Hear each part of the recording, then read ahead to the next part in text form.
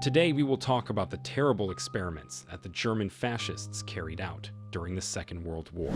We can all agree that the fascists did terrible things during World War II. German medical experiments can be divided into several categories, depending on the reason they were carried out. Some tried to reinforce the idea of the superiority of the Aryan race over all other peoples. Others were conducted to provide the military with information about the resilience of the human body under various conditions, and some prisoners were used as guinea pigs to develop various medicines. The Holocaust was perhaps their most famous crime. But terrible and inhumane things happened in the concentration camps that most people did not know about. Prisoners in the camps were used as test subjects in many experiments that were very painful and usually resulted in death.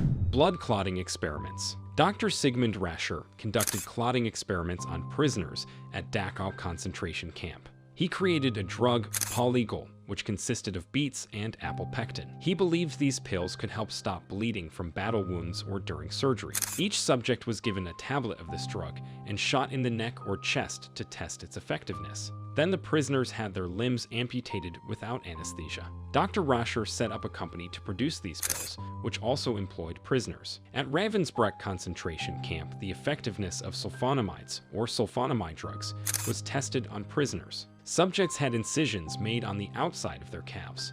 Then doctors rubbed a mixture of bacteria into the open wounds and sewed them up. Not just the mockery of the concentration camp prisoners, but the true Aryans were also subjected to experiments by the National Socialists.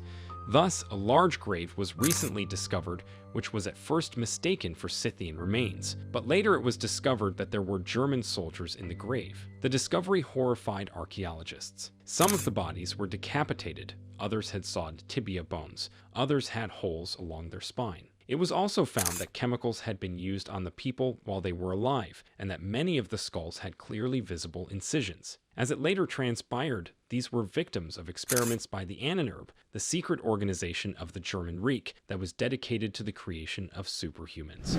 Experiments on freezing, hypothermia, pressure. In 1941, experiments with hypothermia were conducted. They were led by Dr. Rascher under the direct supervision of Himmler. The experiments were conducted in two stages. The first stage was to find out what temperature a person could withstand and for how long, and the second stage was to determine how the human body could recover from frostbite. To conduct such experiments, prisoners were taken out in winter without clothes for a whole night or placed in ice-cold water. Hypothermia experiments were conducted exclusively on men in order to simulate the conditions faced by German soldiers on the Eastern Front, since the National Socialists were ill-prepared for wintertime. So, for example, in one of the first experiments, prisoners were lowered into a container of water with a temperature of 2 to 12 degrees, wearing flight suits. At the same time, they wore life jackets that kept them afloat. As a result of the experiment, Rascher found that attempts to bring a person caught in icy water back to life were almost nil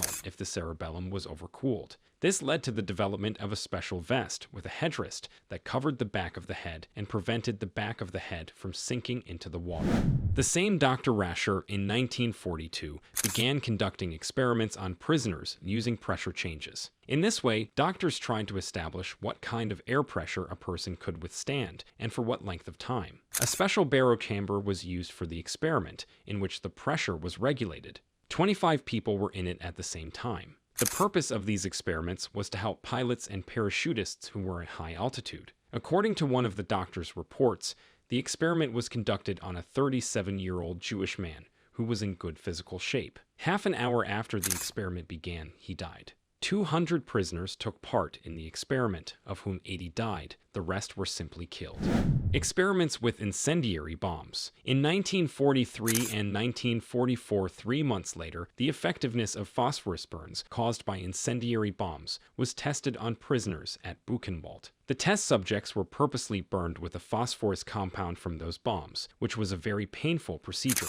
Prisoners were seriously injured during these experiments. Experiments with poisons. At Buchenwald, experiments were conducted on the effects of poisons on people. In 1943, prisoners were secretly injected with poisons. Some died of poisoned food. Others were killed for an autopsy. A year later, prisoners were shot with poisoned bullets to speed up data collection. These test subjects suffered terrible agony.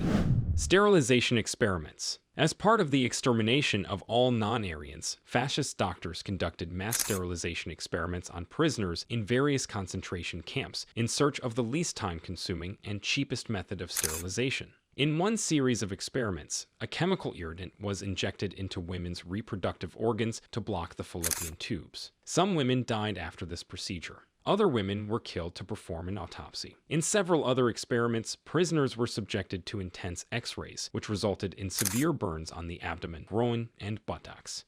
They were also left with incurable ulcers. Some subjects died. Experiments on bone, muscle, and nerve regeneration and bone transplants. Experiments on bone, muscle, and nerve regeneration were conducted on Ravensbrück prisoners for about a year. Nerve operations involved the removal of nerve segments from the lower limbs.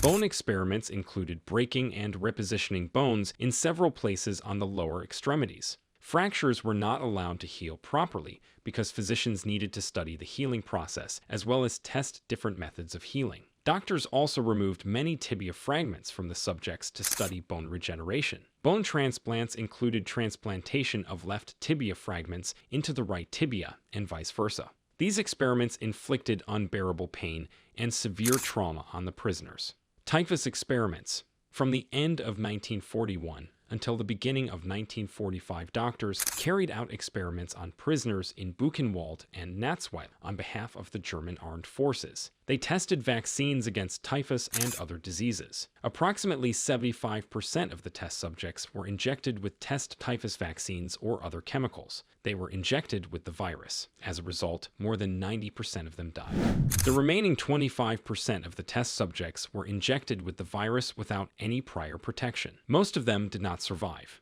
Doctors also conducted experiments with yellow fever, smallpox, typhoid, and other diseases. Hundreds of prisoners died, and even more prisoners suffered unbearable pain as a result. Experiments with twins and genetic experiments. The aim of the Holocaust was the elimination of all people of non-Aryan origin. Jews, blacks, Hispanics, homosexuals, and others who did not meet certain requirements were to be exterminated so that only the superior Aryan race remained. Genetic experiments were conducted to provide the Nazi Party with scientific evidence of Aryan superiority. Dr. Joseph Mengele, also known as the Angel of Death, was greatly interested in twins. He separated them from the other prisoners upon their admission to Auschwitz. Every day the twins had to donate blood. The real purpose of this procedure is unknown. The experiments with the twins were extensive. They had to be thoroughly examined and every inch of their bodies measured. Comparisons were then made to determine hereditary traits. Sometimes doctors performed mass blood transfusions from one twin to another. Since people of Aryan descent mostly had blue eyes, experiments were conducted with chemical drops or injections into the iris to create them. These procedures were very painful and led to infections and even blindness. Injections and lumbar punctures were done without anesthesia. One twin specifically contracted the disease and the other did not. If one twin died, the other twin was killed and studied for comparison. Amputations and organ removals were also performed without anesthesia. Most of the twins who went to the concentration camp died one way or another, and their autopsies were the last experiments. 5 were sentenced to life imprisonment, and 7 were sentenced to death. What would you like to see on our channel next? Tell us in the comments.